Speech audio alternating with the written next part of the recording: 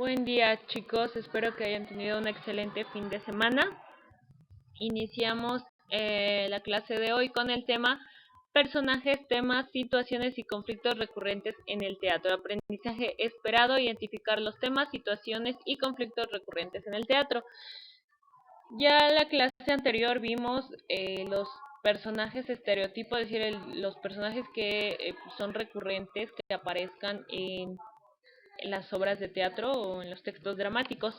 Pero aquí vamos a repasar lo que es la clasificación de personajes, que ustedes ya lo saben, ya lo conocen, pero es importante que lo repasemos. Entonces, ustedes ya saben que los personajes son quienes llevan a cabo las acciones y el desarrollo de la trama.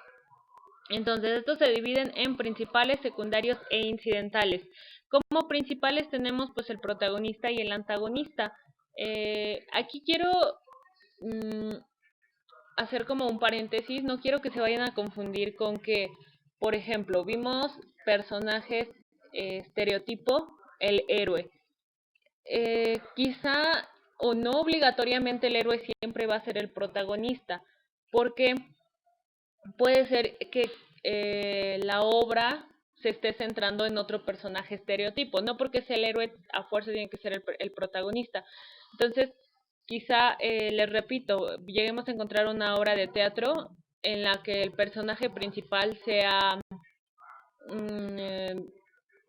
no sé, digamos, el personaje sombra, o puede ser incluso el mensajero o el personaje camaleón. Puede ser protagonistas cuando se cuenta la historia desde otro enfoque. Entonces no quiero que se vayan a confundir con que el héroe siempre es el protagonista. Entonces tenemos protagonista y antagonista. En este caso, pues el antagonista sería quien trata siempre como de oponerse al protagonista. El protagonista es el personaje en quien gira el conflicto. Después tenemos los personajes secundarios que colaboran con los principales en el desarrollo de la trama, es decir, son quienes lo van a ir ayudando y lo van a ir apoyando a resolver su conflicto. Los personajes incidentales son aquellos que aparecen solo en un instante en la obra o que no tienen mayor relevancia, solamente tienen una aparición, a lo mejor un diálogo, pero no aportan nada a la solución del conflicto o a la trama de la obra. Tenemos aquí otro tipo de personajes que son los personajes colectivos, que en este caso es como el pueblo o los súbditos. Es, es, este tipo de personajes son representados por una sola persona, aunque sean personajes colectivos, se representan por una sola persona, es decir, una sola persona puede llegar a representar todo el pueblo o lo que opina todo el pueblo. Los temas, en este caso el tema es la idea central de la obra. Yo se los he dicho siempre, la literatura se basa en tres temas generales, que es el amor, la vida y la muerte, y de esos tres temas se deriva todo lo demás. En este caso yo les puse aquí, por ejemplo, los celos, la libertad, la lucha por la justicia, la liberación femenina, la desigualdad, la corrupción, etcétera. Puede haber un sinfín de temas. Las situaciones. Las situaciones son un momento en el que se muestra al personaje principal enfrentando a algún conflicto.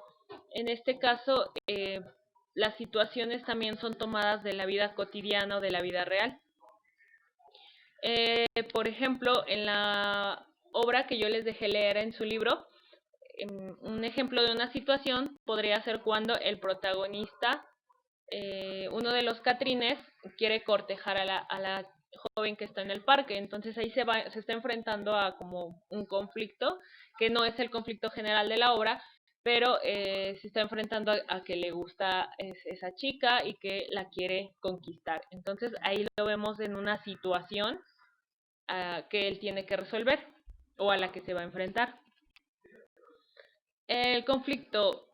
Ustedes saben que un sinónimo de conflicto pues es la problemática que se presenta en la obra de teatro. En este caso puede haber varias pequeños conflictos, pero al final siempre va a haber uno que es el que va a marcar más la tensión en la obra y ese es nuestro conflicto principal. Entonces, este conflicto se puede dar como un choque o un enfrentamiento entre personajes, que es, por ejemplo, el caso de la obra que leímos en el libro, donde se enfrenta el Catrín 1 al Catrín 2. Entonces ahí tenemos el conflicto central de la obra. Pues también puede haber un enfrentamiento